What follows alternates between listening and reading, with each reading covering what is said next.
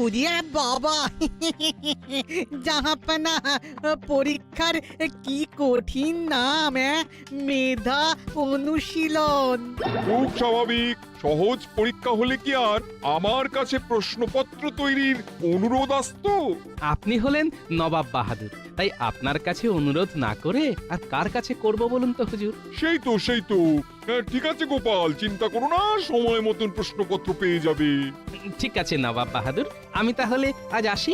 হ্যাঁ, এসো।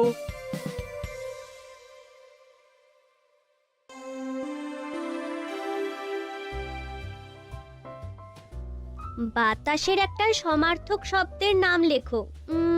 হ্যাঁ, উত্তরটা হবে পবন। দেবাদিদেব মহাদেব কোন পর্বতে থাকেন? উত্তরটা হলো কৈলাস। গাছ কি দিয়ে তাদের খাদ্য তৈরি করে? উত্তরটা হলো সূর্যের আলো দিয়ে।